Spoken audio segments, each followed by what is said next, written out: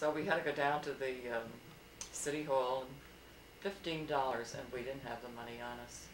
So he paid the fine. And the next day at high school, of course, all the people in the high school office and the superintendent's office, they all heard about Helen's ticket. And I had to go in and repay him, of course. So then we got married in 1940. We had 90 people to our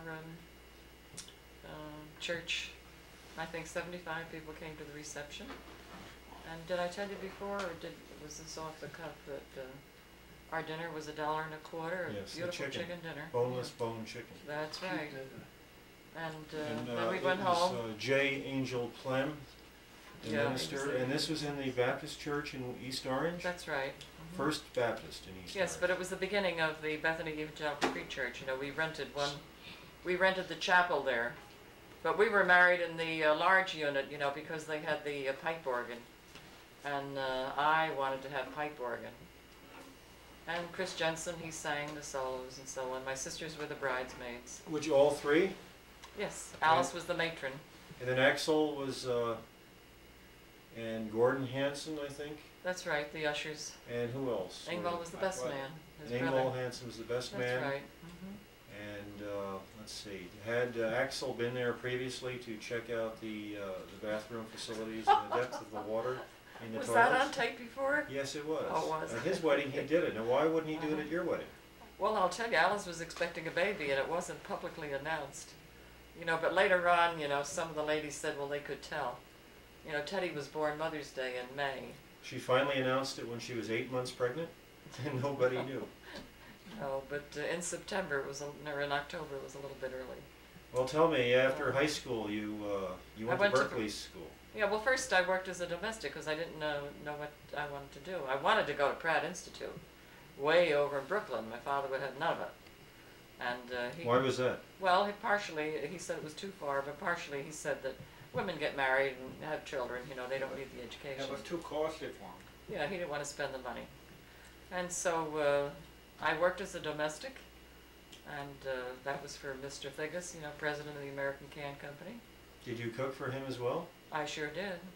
He was president of the American Can Company. That's right. And he yes. lived where? In Llewellyn But Park? he had married this Norwegian lady, what was her name, Ragna Hogan, and her father owned one of the biggest railroads, you know, the Pioneer Railroads that went out of Chicago. I'm not sure if it was Great Western, whatever. But they had 2 adopted children, and I even taught the one boy French. And then she came and told me, you know, that he had to learn French alone.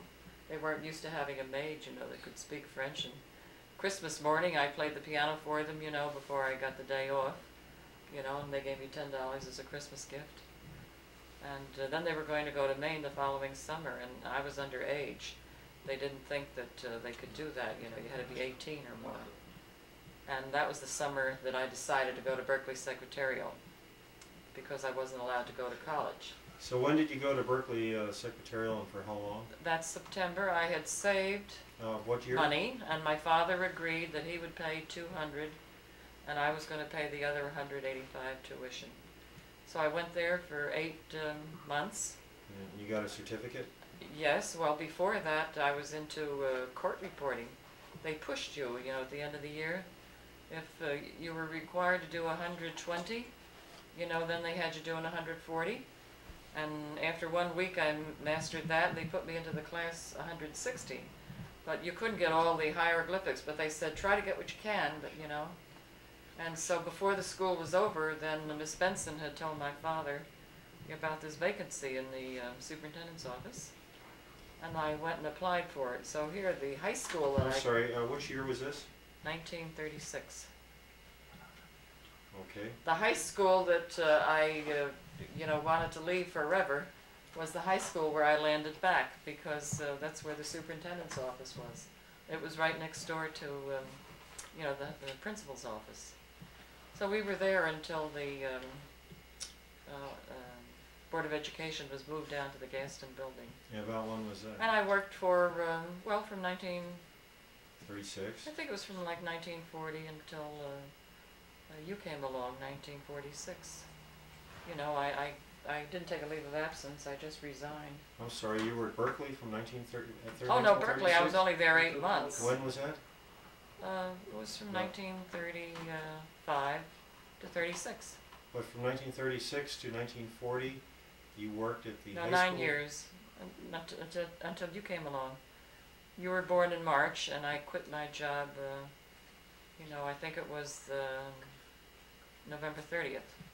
When you worked there, you would get summers off, or would you have to work? I would get 1 month off, Oh. and I would get a week at Christmas, and then we got a week at February, so that was very nice.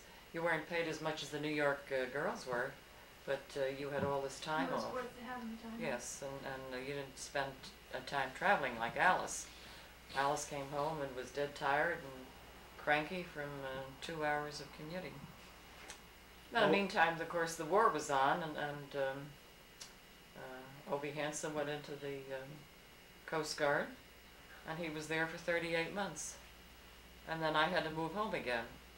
So I lived home for 2 years, and I couldn't wait for the war to get over. And I heard that 68 Llewellyn Avenue was available, that the Petersons were moving out. And the day we heard it was the day we went down to see Bertha. And I lived alone for a whole year, and Daddy came home on his time off. Sometimes it was weekends, and it was mostly weekends. And then he would pull out 5 o'clock in the morning to get back to Fort Tilden. So Where was Fort Tilden located? It was Fort Tilden, New York. It was in Brooklyn, wasn't it? No, it's Long Island, but it was right where Brooklyn and the two merge. Up by Stony Brook. No, it wasn't that far out, no. Jamaica Bay. Yeah, Jamaica Bay. One time I went out he had an operation, I went out to Southampton. He was in the Navy hospital. And then another time I went out to visit, and the apartment was so cold and everything was so dreary and different, from what you had expected, when you got married. But the war was on and never seemed to end. And things were happening in Germany and things were happening in Japan. And everybody I knew was having babies, and it wasn't happening to me. But in 1945, we got the news that Paul Hansen was on the way. And so He came late. I resigned. Was Yeah, he late? Well, Overdue, like I usually am. in the meantime, I had no sooner been home a few days when I was asked to be the secretary to Dr. Stover up in Livingston. My friend there was getting married, so I was his secretary for a month. And later on, when I was expecting Dennis, 4 years later, I don't know if you know this, Paul, Dr. Stover called me up and he wanted to know if I wouldn't be a district clerk for the town of Essex Fells. And I was overwhelmed. Here I had thought I wasn't qualified to be secretary at, West Orange.